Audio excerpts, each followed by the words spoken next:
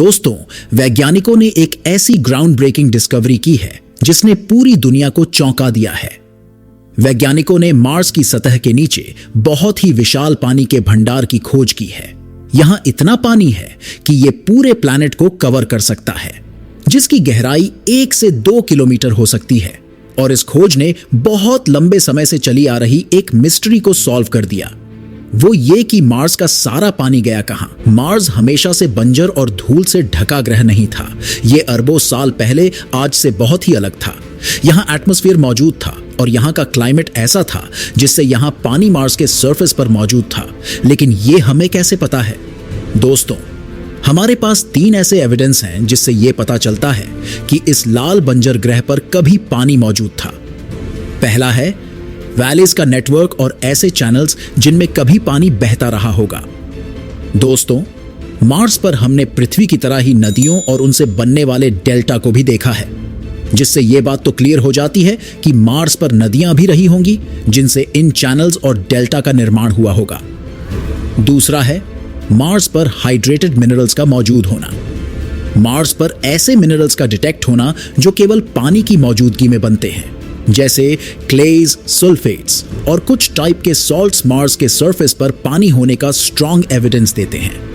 Mars reconnaissance जैसे orbiter और curiosity जैसे रोवर ने मार्स पर इन मिनरल्स का पता लगाया। और फाइनली मार्शियन रोवर्स ने मार्स पर सेडिमेंट्री रॉक फॉर्मेशन की खोज की है। ये बिल्कुल वैसी ही रॉक्स हैं जैसे पृथ्वी पर पानी के कारण बनती है, और ये लेयर्ड रॉक क्रॉस बेडिंग की तरह का फीचर दिखाते हैं। ये तब होता है जब सरफेस पर पानी फ्लो होता है और पानी के मूव होने के कारण हमें इस तरह के रिपल मार्क्स बने हुए दिखाई देते हैं। लेकिन 3 से 4 अरब साल पहले मार्स में कई ऐसी खतरनाक घटनाएं घटी जिसने मार्स को पूरी तरह से बदल के रख दिया, जिसकी सबसे पहले शुरुआत हुई मार्स के मैग्नेटिक फील्ड के खत्म होने से। मार्स ने अपनी मैग्नेटिक फील्ड को बहुत ही जल्दी खो दिया। ये मैग्नेटिक फील्ड बनती है प्लैनेट के मोल्टन कोर में होने वाले डायनामो इफेक्ट के कारण, और ये मैग्नेटिक फील्ड ही मार्स के एटमॉस्फेयर को खतरनाक सोलर विंड से बचाने का काम करती थी। सोलर विंड सूर्य से निकलने वाले चार्ज पार्टिकल्स की कांस्टेंट स्ट्रीम होती है, और जैसे ही मार्स का कोर धीरे धीरे ठंडा होने लगा, वैसे वैसे डायनामो इफेक्ट भी कमजोर होने लगा, जिससे हुआ ये कि मार्स का मैग्नेटिक फील्ड भी कमजोर होने लगा। और जब मार्स का मैग्नेटिक फील्ड खत्म हो गया, उसके बाद मार्स के एटमॉस्फेयर को खतरनाक सोलर विंड से बचाने वाली कोई भी फील्ड मार्स के पास नहीं थी। और समय के साथ सोलर विंड्स ने मार्स के ज्यादातर एटमॉस्फेयर को अंतरिक्ष में उड़ा दिया। अब इससे हुआ ये कि मार्स के प्रेशर में बड़ा ड्रॉप हुआ, और जब एटमॉस्फेयर बहुत ही पतला हो गया तो ऐसे में मार्स के सरफेस पर पानी का मौजूद होना काफी मुश्किल था। जो पानी पहले मार्स के सरफेस पर मौजूद था, अब वो इवेपोरेट होकर अंतरिक्ष में चला गया, और थिन एटमॉस्फेयर के कारण यहां ग्रीन हाउस इफेक्ट भी कमजोर हो गया, जिसका रिजल्ट ये हुआ कि यहां का तापमान बहुत तेजी से नीचे गिरा, और मार्स पृथ्वी की तरह गर्म और पानी वाले प्लैनेट से एक ठंडा और ड्राई प्लैनेट बन गया, जैसा हम आज उसे देखते हैं। और जैसे ही मार्स ठंडा हुआ, तब यहां जो पानी मौजूद था वो सरफेस पर जम गया, या सरफेस के नीचे पर्माफ्रॉस्ट के रूप में जमा रहा। लेकिन अगर हमारी थ्योरी सही है तो पानी के इवेपोरेट होकर अंतरिक्ष में जाने के बाद भी मार्स में बहुत सारा पानी मौजूद है। यहां हम मार्स के पोलर कैप्स में जमे हुए पानी की बात नहीं कर रहे हैं। तो सवाल यह आता है कि अगर मार्स में इतना पानी मौजूद है तो वो आखिर है कहां? और अगर वहां पानी मौजूद है तो क्या ये लाइफ को सपोर्ट करने लायक होगा? इसका जवाब दिया नासा के इनसाइट लैंडर ने। यह नासा का एक ऐसा ग्राउंड ब्रेकिंग मिशन था जिसका एम मार्स के इंटीरियर स्ट्रक्चर की स्टडी करना था, जबकि इससे पहले के मिशन का मेन फोकस मार्स के सरफेस की स्टडी करना था। इनसाइट को ऐसे डिजाइन किया गया था कि वो मार्स की सतह पर गहराई तक ड्रिल कर सके। यह मिशन था मार्स में आने वाले मार्स क्वेक्स का पता लगाना, हीट फ्लो का पता लगाना, और मार्स के क्रस्ट के नीचे के इंटरनल कंपोजिशन का पता लगाना।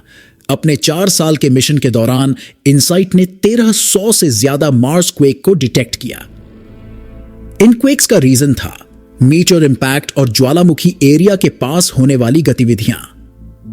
इन सभी गतिविधियां जिनसे मार्स में मार्स क्वेक बन रहे थे, उसे समझने के लिए जियोफिजिसिस्ट ने मार्स के इंटीरियर की स्टडी करना शुरू किया, तभी उन्हें यहां साइज्मिक वेव्स की स्टडी के दौरान एक कमाल की खोज की। यह था लिक्विड वाटर का एक बहुत बड़ा रिजर्वॉयर। इस खोज के लिए जिस टेक्निक का यूज किया गया वो वही टेक्निक थी जिसका यूज वैज्ञानिक पृथ्वी के इंटरनल स्ट्रक्चर की स्टडी के लिए करते हैं। भूकंप से बनने वाली तरंगे किस तरह से बिहेव करती है जब ये अलग अलग मटेरियल से होकर गुजरती है। साइस्मोलॉजिस्ट्स इसकी स्टडी करके उन मटेरियल्स की प्रॉपर्टीज बता सकते हैं। मार्स के सरफेस के नीचे मौजूद इस पानी को लोकेट करने के लिए वैज्ञानिकों ने रॉक फिजिक्स के मैथमेटिकल मॉडल को अप्लाई किया। यह वैसा ही है जैसे यहां जमीन के नीचे तेल के भंडार का मैप बनाने के लिए किया जाता है।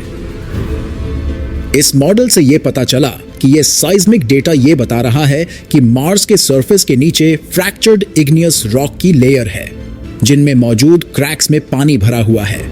इग्नियस रॉक मोल्टन रॉक के ठंडे होकर सॉलिड हो जाने से बनते हैं, जो या तो पृथ्वी की सतह के नीचे मौजूद माग्मा या पृथ्वी की सतह के ऊपर मौजूद लावा से बनते हैं। यह प्रोसेस अलग अलग तरह से होता है, जैसे ज्वालामुखी के नीचे या ज्वालामुखी के फटने के बाद उसमें से होने वाले लावा के फ्लो होने के कारण जब ये इग्नियस चट्टानें ठंडी होकर चट्टानों का रूप लेती है तब इनमें क्रैक्स बन जाते हैं और यही क्रैक्स इन चट्टानों में पानी के फ्लो होने के लिए रास्ता बनाते हैं और इन क्रैक्स के बीच मौजूद खाली जगहों में पानी स्टोर होने लगता है और समय के साथ मौसम में होने वाले बदलावों के कारण ये क्रैक्स बड़े होने जाते हैं जिससे इनमें और ज्यादा पानी स्टोर होने लगता है। ये इग्नियस चट्टानें ज्यादा पोरस या वाटर रिटेनिंग टाइप के नहीं होते, लेकिन कुछ कंडीशन में ये पानी को अपने में जमा करके रख सकते हैं। ये डिस्कवरी हमारे लिए बहुत बड़ी है। इससे हम मार्स के वाटर साइकिल को अच्छे से समझ सकते हैं। वैज्ञानिकों के अनुसार ये मार्स में ये लेयर्स सतह से 11.5 से 20 किलोमीटर नीचे है। मतलब फ्यूचर में मार्स में जाने वाले एस्ट्रोनॉट्स के लिए भी इस पानी को निकाल पाना काफी मुश्किल होगा, क्योंकि अभी हमारे पास जो टेक्नोलॉजी मौजूद है उससे पृथ्वी में ही हमारे लिए इतनी गहराई में ड्रिल करना बहुत मुश्किल होता है। अब क्योंकि मार्स पर पानी के सबूत मिले हैं, इसका मतलब हो सकता है वहां लाइफ भी हो सकता है मार्स के अंडरग्राउंड वाटर रिजर्वॉयर का एनवायरनमेंट पृथ्वी के एनवायरनमेंट की तरह हो, जहां माइक्रोबायल लाइफ पनप रही हो जैसे समुद्र की गहराइयों में और गहरी माइंस में होती है। रिसर्चर्स का यह मानना है कि अगर मार्स में किसी तरह ही लाइफ होगी तो वो सतह से काफी नीचे मौजूद होगी। इस डिस्कवरी से हमें मार्स के वाटर साइकिल का ही पता नहीं चलेगा, बल्कि प्लैनेट के क्लाइमेट के एवोल्यूशन का भी पता चलेगा। और अगर कभी मार्स पर जीवन मौजूद था या अब भी है तो ये मार्स की गहराइयों में छुपे इन वाटर रिजर्वॉयर्स में ही होगा। मार्स पर इन विशाल वाटर रिजर्वॉयर की खोज के बाद अब भविष्य में इंसानों को मार्स पर बसाना संभव हो सकता है, लेकिन ये इतना भी आसान नहीं होने वाला है। मार्स पर बसने के लिए पहले हमारे पास 5 मेन चैलेंज हैं। पहली सबसे बड़ी प्रॉब्लम है पृथ्वी और मार्स के बीच की दूरी और इस दूरी को तय करने में लगने वाला समय। देखा जाए तो मार्स पृथ्वी से एवरेज 225 मिलियन किलोमीटर दूर है और मार्स के एक राउंड ट्रिप मिशन को देखें तो इसमें 18 से 30 महीनों का समय लगेगा। इसके लिए एस्ट्रोनॉट्स को इस मिशन को पूरा करने के लिए अपने साथ बहुत सारा पानी, खाना और दूसरी चीजों की जरूरत पड़ेगी और पृथ्वी से इतनी ज्यादा दूरी के कारण वहां सिग्नल भी कुछ मिनट्स की देरी से पहुंचेगा। इसीलिए किसी भी इमरजेंसी सिचुएशन में एस्ट्रोनॉट्स को पृथ्वी से असिस्ट करना काफी मुश्किल टास्क होगा। दूसरा प्रॉब्लम है रेडिएशन एक्सपोजर। जैसा हम जानते हैं कि स्पेस खतरनाक कॉस्मिक रेडिएशन और सोलर पार्टिकल से भरा हुआ है, जिससे एस्ट्रोनॉट्स को सीरियस हेल्थ इश्यू आ सकते हैं। यहां पृथ्वी में तो हम पृथ्वी के मैग्नेटिक फील्ड के कारण इन रेडिएशन से बच जाते हैं, लेकिन मार्स में कोई मैग्नेटिक फील्ड नहीं है, जिसका मतलब यह है कि मार्स तक की यात्रा और उसके बाद मार्स के सरफेस पर रहने तक एस्ट्रोनॉट्स को इन हार्मफुल रेडिएशन का सामना करना पड़ेगा, जिनसे एस्ट्रोनॉट्स पर कैंसर और दूसरे हेल्थ प्रॉब्लम हो सकते हैं। तीसरी प्रॉब्लम है मार्स का एनवायरनमेंट। मार्स का वातावरण बहुत ही हार्श है। इसकी सतह का तापमान गर्मियों की रात में -125 डिग्री सेल्सियस और दिन का तापमान 20 डिग्री तक हो जाता है और यहां प्लैनेट के साइज के डस्ट स्टॉर्म भी बनते हैं, जो कुछ हफ्तों या महीनों तक चलते हैं, जो सोलर पावर जनरेटर्स को खराब कर सकते हैं। ऐसे कंडीशन में एस्ट्रोनॉट्स को प्रोटेक्ट करना भी एक बड़ा चैलेंज होगा। चौथी प्रॉब्लम है लाइफ सपोर्ट सिस्टम। मार्स पर रहने के लिए एस्ट्रोनॉट्स को एक लाइफ सपोर्ट सिस्टम की जरूरत पड़ेगी जिससे उन्हें हवा, पानी और खाना मिल सके। अब क्योंकि मार्स का एटमॉस्फेयर बहुत पतला है जो बना है कार्बन डाइऑक्साइड और बहुत ही कम ऑक्सीजन से, और वहां फिलहाल कोई एक्सेसिबल वाटर सोर्स भी नहीं है। इसका मतलब यह है कि एस्ट्रोनॉट्स को ऐसे लाइफ सपोर्ट सिस्टम की जरूरत पड़ेगी जो ऑक्सीजन बना सके, पानी को रिसाइकल कर सके और मार्स पर खाने लायक चीजें उगा सके, या फिर एस्ट्रोनॉट्स अपने साथ पूरे मिशन के लायक ये सब सप्लाईज ले जाएं। और पांचवी सबसे मेन प्रॉब्लम है फिजिकल और मेंटल हेल्थ। लंबे समय तक माइक्रोग्रेविटी में होने के कारण एस्ट्रोनॉट्स में muscle atrophy, loss of bone density और दूसरी फिजिकल हेल्थ इश्यू आएंगे।